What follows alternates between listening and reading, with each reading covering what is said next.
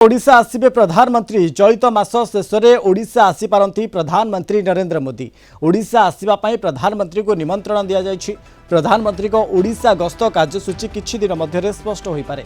सेपटे मास शेष आड़क अर्थात सेप्टेम्बर 28 तारिख में भुवनेश्वर में जातीय मध्यस्थता सम्मेलन आयोजन होब। एथिरे सुप्रीमकोर्ट और हाइकोर्ट विचारपति विभिन्न राज्यर एडवोकेट जनरल जातीय आईन विश्वविद्यालय प्रोफेसर माने अंशग्रहण करेंगे। सीनियर करेस्पॉन्डेंट प्रीतिकांत नायक के संपर्क में अधिक सूचना देवाई फोनलाइन जोड़ी। प्रीतिकांत आउ किछि दिन पर ओडिशा आसुछंती प्रधानमंत्री नरेंद्र मोदी तांको नेकी किछि कार्यसूची वर्तमान समय स्पष्ट है कि प्रीतिकांत? मनोज देखु आसंता 28 तारिख रे जातीय मध्यस्थता सम्मेलन ओडिशा हम एथिपाई प्राइम मिनिस्टर नरेंद्र मोदी ए कार्यक्रम रे जोग देवार रही जहाँ विश्व सूत्रु सूचना मिली यही कार्यक्रम प्राइम मिनिस्टर नरेंद्र मोदी ओडिशा गस्तरे आसिबे किंतु वर्तमान सुधा ऑफिशियल कंफर्मेशन मिली नाही।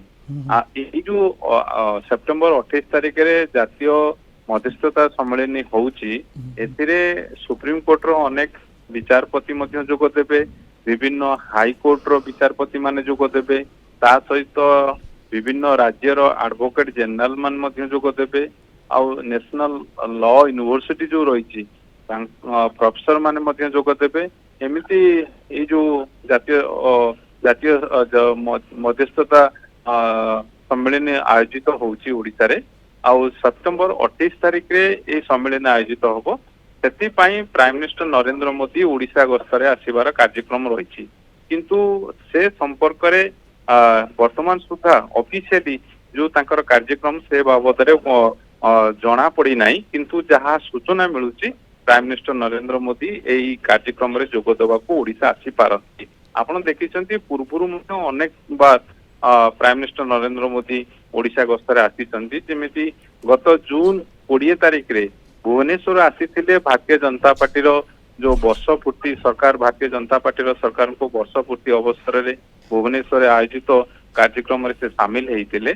ता पूर्वरु आपण जानछंती जेते सब नेशनल लेवल ले जेमती प्रवासी भारतीय सम्मेलन होता ता सहित ओडिशा रे जो इंडस्ट्री उपरे जो सम्मेलन होता सेथिरे मध्य जोग देवाकू आसीथिले ओडिशा आसीथिले प्राइम मिनिस्टर नरेंद्र मोदी।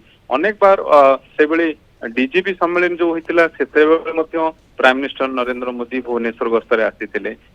एबे जेतेबेले जातीय मध्यस्थता सम्मेलन हवाकू जाउची ओडिशा रे आयोजित हवाकू जाउची आसंता 28 तारिख रे कार्यक्रम रही तेणु से जहाँ वर्तमान विश्व सूत्र सूचना मिलूची प्राइम मिनिस्टर नरेंद्र मोदी मध्य ये कार्यक्रम रे जोग देबे कारण विभिन्न हाईकोर्ट सुप्रीम कोर्ट रो विचारपति माने जोग दउचंती, विभिन्न राज्यर एडवोकेट जनरल माने जोग दउचंती। तेणु ये कार्यक्रम रे प्राइम मिनिस्टर नरेंद्र मोदी जोग देवार कार्यक्रम रही किंतु वर्तमान सुधा आपन को स्पष्ट करबा को चाहिबी यही बाबद रे ऑफिशियल कंफर्मेशन को अपेक्षा कर 28 तारिख रे जेहेतु ये जातीय मध्यस्थता सम्मेलन रही भुवनेश्वर केउटी हबो कोन सब आलोचना करिवे की सब जोग देबे विस्तृत भाबे वर्तमान समय बीजेपी ओडिशा बीजेपी पक्षरु किसी स्पष्ट होई नै।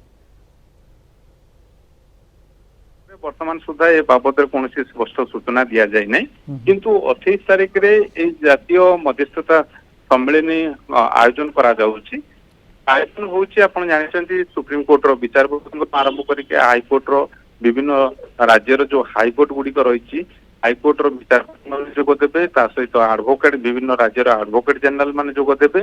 तेणु ये सब कार्यक्रम रही से दृष्टिकोण रो जहाँ वर्तमान सूचना मिलूची प्राइम मिनिस्टर नरेंद्र मोदी मध्य ये कार्यक्रम रे जोग देवार अछि किंतु वर्तमान सुधा ऑफिशियली ना राज्य सरकार तरफ ना केंद्र सरकार तरफ निहाती भाव में किसी दिन पर स्पष्ट हो प्रधानमंत्री नरेंद्र मोदी ओडिशा आसुचंती कि नहीं। अनेक धन्यवाद आमको अधिक सूचना दौले सीनियर करेस्पॉन्डेंट प्रीतिकांत नायक संपर्क में।